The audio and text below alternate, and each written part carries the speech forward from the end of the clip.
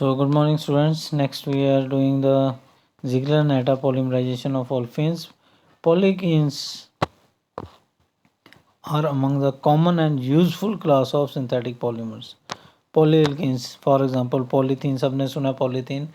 The original ICI process for producing polyalkene involving the use of high temperature pressure. सबसे पहले high temperature pressure दे के thermal polymerisation करते थे. Ethylene होता था और 200 डिग्री सेल्सियस पे 1000 एटमॉस्फेयर पे पॉलीथीन बनता था. इन 1950s कार्ल जिगलर और Germany produce a catalyst for ethylene polymer. उसने कैटलिस्ट बनाया जिसको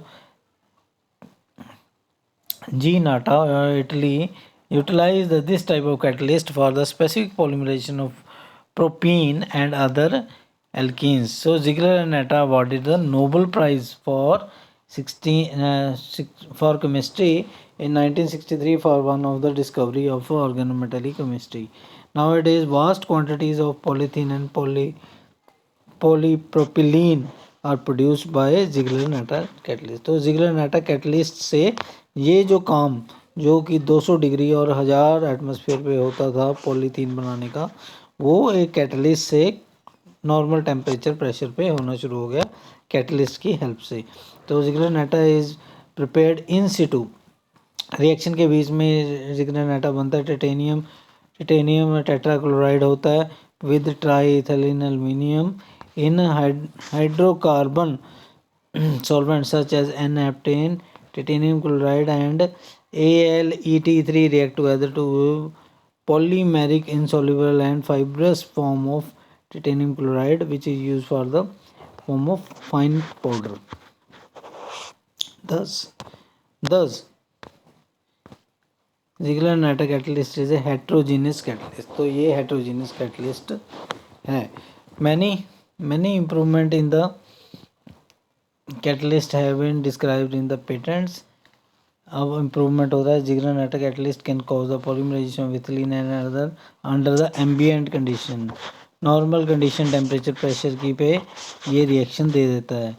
सो temperature pressure such as room temperature and atmospheric pressure, जैसा कि मैंने आपको बताया था रूम टेम्परेचर एटमॉस्फेरिक प्रेशर पे ये रिएक्शन हो जाता है जो कि इतने हाई टेम्परेचर और प्रेशर पे अदरवाइज होता है. तो this concerned with the severe condition requirement the thermal composition. So polymerization, thermal polymerization, ethene, titanium chloride, AlEt3, N-heptane, 25 degrees Celsius, 1 atmosphere, polythene. So this is the reaction with the help of the catalyst. So what is the mechanism? This is the mechanism. Large amount of work has been directed to show how the catalyst work. The possible sequence of events of the surface of catalyst is shown in. तो ये possible reaction हो सकता है. ठीक है, बहुत सारी explanations हैं पर ये सबसे जो justified है वो है सबसे पहले TiCl4 आता है, weakened site होती है. AlEt3, ET क्या है? इथाइल एल्यूमिनियम इथाइल है, तो ट्राईथाइल है. तो ये एक यहाँ पे इथाइल लग जाता है, Cl को रिमूव कर देता है. ये जो ऊपर वाला Cl है रिमूव हो जाता है. उसके बाद ये वेकेंट साइड पे नेक्स्ट जो इथीन मॉलिक्यूल आता है वो वेकेंट साइड पे लगता है, इस तरह से आके पाई बॉन्ड बनाता है. ठीक है, इस तरह से. अब उसके बाद क्या है, ये चारों इस तरह से 4 मेंबर्ड ट्रांजिशन स्टेट बनाते हैं. 4 मेंबर ट्रांजिशन स्टेट. तो 4 मेंबर ट्रांजिशन स्टेट के बाद अब ये बॉन्ड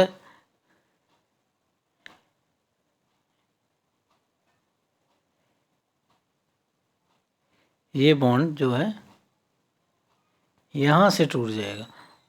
ठीक है, तो यहाँ से टूटने पर TiCH2CH2 की इंसर्शन हो जाएगी. इस Ti और CH2 के बॉन्ड के बीच में इन दोनों की इंसर्शन हो जाएगी. तो CH2CH2 ET ग्रुप क्या है, ये CH2CH3 group ethyl group ET group. तो ये बीच में आ गया. अब क्या होगा, ये वेकेंट फिर से खाली होगा, फिर से नया इथीन मॉलिक्यूल जाएगा और वही रिएक्शन रिपीट होगा, वहाँ पे लग जाएगा और फिर वो इंसर्शन करेगा, ठीक है, 4 मेंबर रिंग बनेगा, फिर वो इंसर्ट करेगा और ये वाला बॉन्ड टूट के ये इस तरह से चेन बन जाएगी, ये इस तरह से चेन बन जाएगी, ठीक है। यहाँ से टूट के अब ये बॉन्ड ऐसे इस तरह से चेन बन जाएगी, Cl Cl Cl और वीकेंड साइड फिर से इस तरह से CH इथीन मॉलिक्यूल आते रहेंगे, यहाँ पे अटैच होते रहेंगे और इस चेन के बीच में क्या होते रहेंगे, इंसर्ट होते रहेंगे और ये लंबा चलता जाएगा। This mechanism was proposed by the Cossee and Arlman hence it is called Cozy and Arman mechanism. The chain termination will take place due to beta hydride elimination.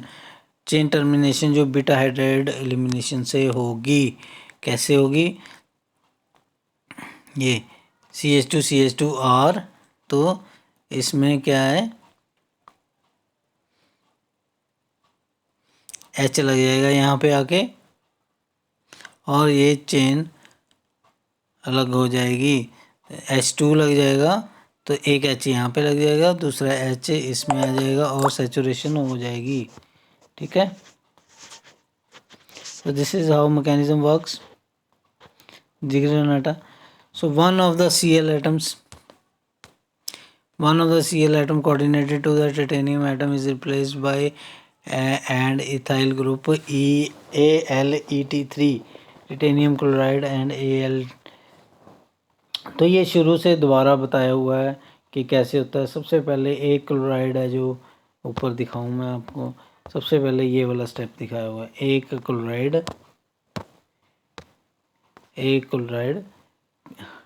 हट की जगह पे, इस क्लोराइड की जगह पे CH2CH3 ग्रुप लग गया, तो यही बताया हुआ, replace by the ethyl group in AlEt3 से एक लग गया वहाँ पे और Cl चला गया इस मॉलिक्यूल के पास। तो द टिटेनियम एटम, सेकंड में titanium atom on the surface solid catalyst है, वैकेंट कोऑर्डिनेशन साइट बन जाती है टिटेनियम पे। तो molecule of ethene is coordinated to the titanium through its vacant coordination site. तो वैकेंट कोऑर्डिनेशन साइट पे दूसरे स्टेप में, जैसे कि आपको दिखाया हुआ है ऊपर देखो, ये वाला सेकंड स्टेप में देखो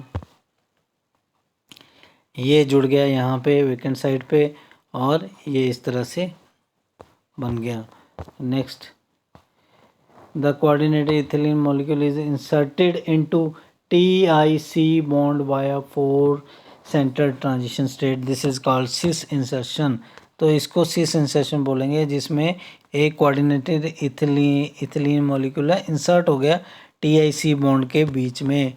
तो ये TIC बॉन्ड के बीच में इंसर्ट हो गया, यहाँ पे TIC बॉन्ड के बीच में इंसर्ट हो गया। 4 मेंबर रिंग बन गया। तो ये देखिए 4 मेंबर रिंग ये वाला बन गया, ये वाला 4 मेंबर रिंग बन गया और ये जो है इंसर्ट हो गया TIC बॉन्ड के बीच में, 4 मेंबर रिंग बन गया। तो ये हो गया। उसके बाद the result of above cis insertion is that vacant coordination site is regenerated on TI atom. Vacant coordination, तो इंसर्शन के बाद वेकेंट कोऑर्डिनेशन साइट फिर से बन गई और जो कि ऑक्यूपाई की जा सकती है, दूसरे इथीन मॉलिक्यूल आएगा और ये स्टेप पे रिपीट होते रहेंगे। तो ये देखिए, ठीक है, ये देखिए इस स्टेप में वेकेंट, ठीक है, क्रिएट होगी, फिर दूसरा मॉलिक्यूल आया, उसी तरह से अटैच हुआ, उसी तरह से इंसर्ट हुआ और ये चेन है जो लंबी चलती गई, लंबी बनती गई। The resulting substance polythene is a straight chain polymer. Polythene produced by the free radical process has branch structure. तो polythene है, branch structure है जो कि फ्री रेडिकल प्रोसेस से बनता है, ब्रांच स्ट्रक्चर बनता है, बट इससे स्ट्रेट चेन मॉलिक्यूल बनता है। Straight chain molecule fit well and hence straight chain molecule have high melting and strong fibres. तो स्ट्रेट चेन मॉलिक्यूल जो हैं पॉलीमर्स हैं फिट करते हैं एक दूसरे में, बिल्कुल सीधे होते हैं क्योंकि इस तरह से एक दूसरे के ऊपर फिट आ जाते हैं, स्ट्रेट होते हैं। ठीक है, तो चेन अगर साइड वाली चेन्स होगी इस तरह से तो फिट नहीं आएंगी, लेकिन ये स्ट्रेट होते हैं तो फिट आ जाते हैं। तो इससे मेल्टिंग पॉइंट हाई हो जाता है, स्ट्रॉन्ग फाइबर बनते हैं। Such polymers have high degree of crystallinity, बहुत क्रिस्टल होते हैं। And in other branch chain polymers are non crystalline, branch chain जो होते हैं non crystalline, weak mechanical properties होते हैं। तो polymerization of propene can produce the 3 types of polymer, 3 types of polymer बना सकते हैं, isotactic, syndiotactic. This type of polymer all the substitute carbon atom have all the substituted carbon atom have identical configuration।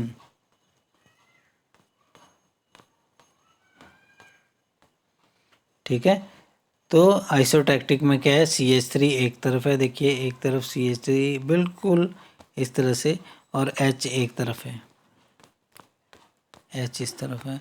तो इस तरह के molecule identical configuration वाले जो polymer हैं उसको आइसोटैक्टिक बोला जाता है। Syndiotactic, the configuration of substituted carbon atom alternates regularly, alternate करता है, H इधर है CH3 इधर है, अब CH3 इधर आ गया H इधर आ गया, फिर H इधर आ गया CH3 इधर आ गया, CH3 इधर आ गया H इधर आ गया। ठीक है, H इधर आ गया CH3 इधर आ गया, तो अल्टरनेट करता रहता है, पैटर्न एक दूसरे बदलता रहता है अगले स्टेप पे। ए टैक्टिक का कुछ पता ही नहीं होता, फिक्स नहीं होता, random configuration of substituted carbon atom changes randomly, कुछ फिक्स नहीं है। H इधर है CH3 इधर है, फिर H इधर है CH3 इधर है, अब CH3 इधर है तो H इधर है, H इधर है CH3 इधर है, और CH3 इधर है तो H इधर है, कुछ फिक्स नहीं है, जैसे मर्जी। तो द थर्मल पॉलीमराइजेशन, जो थर्मल पॉलीमराइजेशन है प्रोपीन की, मेनली ए टैक्टिक पॉलीमर बनाती है जो कि स्टीरियो इरेगुलर है, लास्ट वाला ए टैक्टिक थर्मल से बनता है। लेकिन जिगलर-नाइटर पॉलीमराइजेशन से क्या होता है, static hindrance inherent in the surface coordination sites that ensure the formation of stereoregular isotactic polymer। ठीक है, तो जिगलर-नाइटर से क्या होता है, static hindrance inherent in the surface of coordinate side ensures, तो ये इंश्योर करती है स्टैटिक हिंड्रेंस जो बल्कि ग्रुप है कि स्टीरियो रेगुलर आइसोटैक्टिक पॉलीमर बने। इसमें आइसोटैक्टिक पहले वाला भी पैटर्न एक ही जैसा पैटर्न आता है, तो इससे बनते हैं एक ही जैसे पैटर्न। तो सच स्टीरियो रेगुलर, इसको कहेंगे stereo regular polymer is stronger and has high melting point than non regular से randomly oriented atactic polymer made by the older method। The isotactic polymer has high density and is better suitable for make films and molded articles than the atactic polymer। isotactic polymer